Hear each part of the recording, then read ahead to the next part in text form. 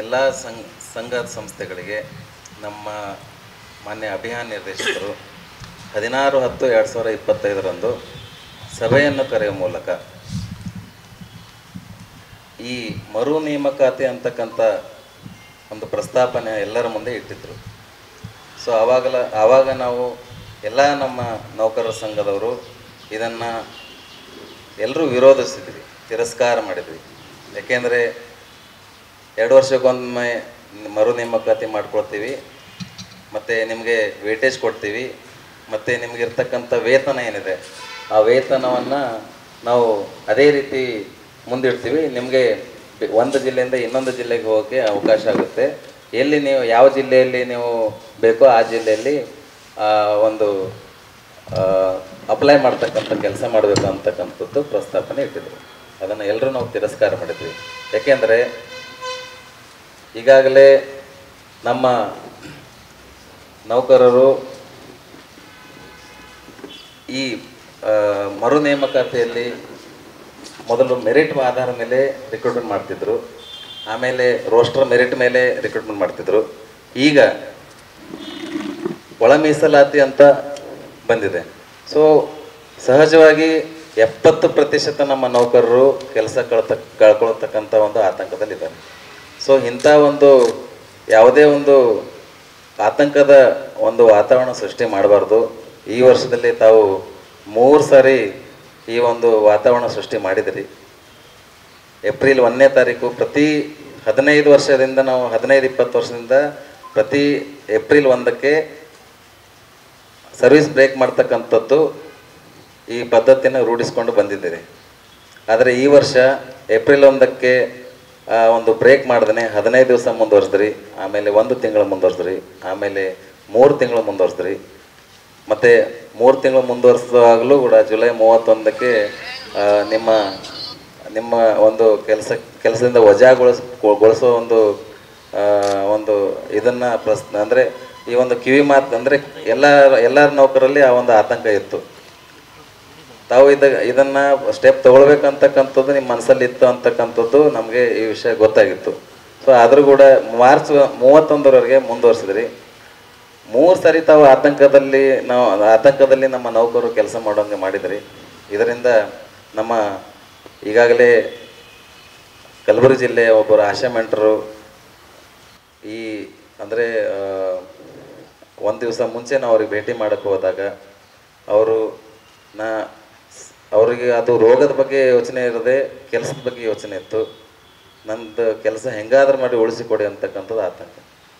So ಅಂಥ ಆತಂಕದಲ್ಲಿ ಮತ್ತೆ ಮರುದಿವಸ 5 ಗಂಟೆ ನಸುಕಿನಲ್ಲಿ 5 ಗಂಟೆಗೆ ಅವ್ರ ಜೀವವನ್ನು ಕಳ್ಕೊಂಡ್ರು.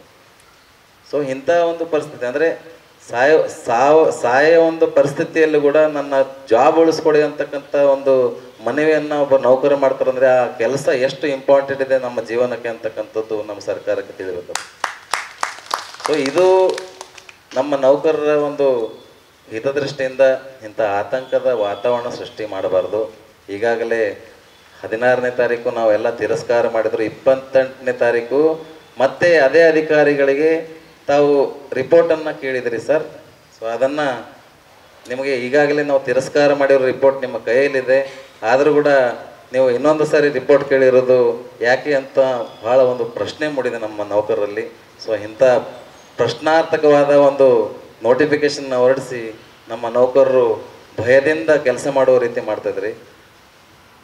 ಅವರ ಆತ್ಮಸ್ಥೈರ್ಯವನ್ನು ಹೆಚ್ಚಿಸುವ ಒಂದು ಕೆಲಸ ಮಾಡಿ, ಅವರಿಗೆ ಏನಾದರೂ ಒಂದು ಸೌಲಭ್ಯ ಕೊಡುವ ಮೂಲಕ ಏನಾದರೂ ಅವರಿಗೆ ಅವ್ರದ್ದು ಒಂದು ಜೀವನ ಮಟ್ಟ ಸುಧಾರಣೆ ಮಾಡುವ ನಿಟ್ಟಿನಲ್ಲಿ ಏನಾದರೂ ಕೆಲಸ ಮಾಡಿ. ಅದನ್ನು ಬಿಟ್ಟು ಭಯದ ವಾತಾವರಣ ಸೃಷ್ಟಿ ಮಾಡಿ ಅಲ್ಲಿ ಕೆಲಸದಲ್ಲೂ ಮನಸ್ಸಿರಲ್ಲ, ಮನೆಯಲ್ಲೂ ಮನಸ್ಸಿರಲ್ಲ. ಅವರಿಗೆ ಹೆಂಗಂದರೆ ಜೀವನ ಬೇಸರ ಆಗಿರ್ತಕ್ಕಂಥದ್ದು ಈ ಒಂದು ಸಂದರ್ಭದಲ್ಲಿ ಸೃಷ್ಟಿಯಾಗಿದೆ. ಸೊ ಅದಕ್ಕೆ ದಯವಿಟ್ಟು ನಮ್ಮ ಮನವಿ, ಈ ರೀತಿ ನಮ್ಮ ನೌಕರರ ಒಂದು ಈ ರೀತಿ ನಮ್ಮ ನೌಕರರ ಹಿಂದೆ ಬೀಳ್ತಕ್ಕಂಥದ್ದು ಕೆಲಸ ಮಾಡಿಬಿಡಿ ಸರ್. ಏನಾದರೂ ಇದ್ದರೆ ಒಳ್ಳೆ ರೀತಿಯಿಂದ ಕೆಲಸ ಮಾಡಿಸ್ಕೊಳ್ಳಿ, ನಾವು ಕೆಲಸ ಮಾಡ್ತೀವಿ, ನಾವು ಕೆಲಸ ಮಾಡೋಕ್ಕೆ ಸಿದ್ಧರಿದ್ದೀವಿ. ಈಗಾಗಲೇ ಕೋವಿಡ್ ಅಂತ ಒಂದು ಸಂದಿಗ್ಧ ಪರಿಸ್ಥಿತಿಯಲ್ಲಿ ಎಲ್ಲ ಸಾರ್ವಜನಿಕರು ಮನೆಯಲ್ಲಿರುವಾಗ ನಮ್ಮ ನೌಕರರು ಬೀದಿಯಲ್ಲಿದ್ದರು. ಅವರ ಕುಟುಂಬಕ್ಕೆ ರಿಸ್ಕ್ ಇತ್ತು, ಅವರಿಗೂ ರಿಸ್ಕ್ ಇತ್ತು. ಎಲ್ಲರೂ ಅಷ್ಟೊಂದು ಒಳ್ಳೆ ರೀತಿಯ ಸೇವೆ ಸಲ್ಲಿಸಿರೋದಕ್ಕೆ ಇಂಥ ಒಂದು ನೋಟಿಫಿಕೇಶನ್ ನಮಗೆ ಹೊಡಿಸಿದ್ದೀರಿ ಅಂತಕ್ಕಂಥದ್ದು ನಮಗೆ ಒಂದು ಬೇಜಾರಾಗಿದೆ ಸಂಗತಿ. ಅದಕ್ಕೆ ನೀವು ಏನಾದರೂ ಒಂದು ಒಳ್ಳೆಯ ಒಂದು ನಮಗೆ ಬೇಡಿಕೆಗಳು ಈಡೇರಿಸ್ಕೊಡ್ತೀರಿ ಅಥವಾ ಏನಾದರೂ ಒಂದು ಒಳ್ಳೇದು ಮಾಡ್ತೀರಿ ಅಂತ ನಾವು ಭಾವಿಸಿದರೆ ನೀವು ನಮಗೆ ಈ ರೀತಿ ಆತಂಕ ಸೃಷ್ಟಿ ಮಾಡುವ ಮೂಲಕ ನಮ್ಮ ನೌಕರರಲ್ಲಿ ಗೊಂದಲವನ್ನು ಸೃಷ್ಟಿ ಮಾಡಿದ್ರಿ. ಬಹಳ ಆತಂಕದಲ್ಲಿದ್ದಾರೆ ಸರ್. ದಯವಿಟ್ಟು ಇಂಥ ಒಂದು ಆದೇಶಗಳಾಗಲಿ, ಇಂಥ ಒಂದು ತಮ್ಮ ಮನಸ್ಸಿನಲ್ಲಿ ಏನಾದರೂ ಇದ್ದರೂ ಕೂಡ ಅದನ್ನು ತಾವು ಇಲ್ಲೇ ಕೈ ಬಿಡಬೇಕು. ನೌಕರರಿಗೆ ಮುಂದುವರಿಸಿ ಅವರ ಜೀವನ ಮಟ್ಟದ ಬಗ್ಗೆ ಯೋಚನೆ ಮಾಡುವ ಒಂದು ಕೆಲಸ ಮಾಡಬೇಕಂತಕ್ಕಂಥದ್ದು ನಮ್ಮ ಮನವಿಯಾಗಿದೆ. ಈಗಾಗಲೇ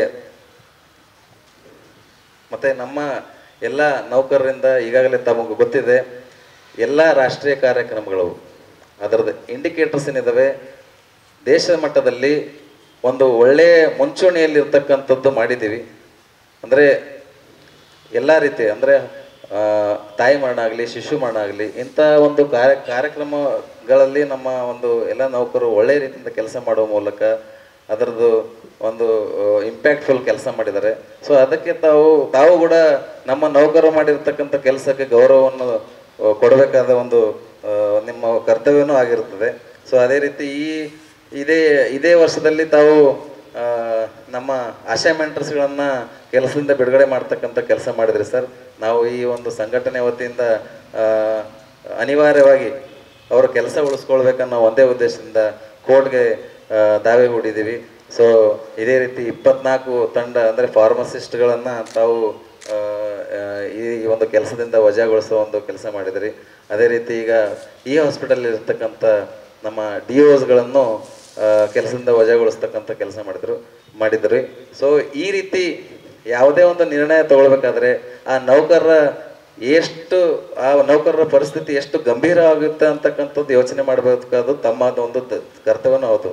ಸರ್ಕಾರನೂ ಈ ರೀತಿ ಮಾಡೋದಕ್ಕಿಂತ ಮುಂಚೆ ಯೋಚನೆ ಮಾಡಬೇಕಂಥದ್ದು ಅಧಿಕಾರಿಗಳಾಗಲಿ ಮತ್ತು ಬೇರೆಯವರು ಯಾವುದೇ ಡಿಸಿಷನ್ ತೊಗೊಳ್ಬೇಕಾದ್ರೂ ಸರ್ಕಾರದ ಗಮನಕ್ಕೆ ಬರಬೇಕು.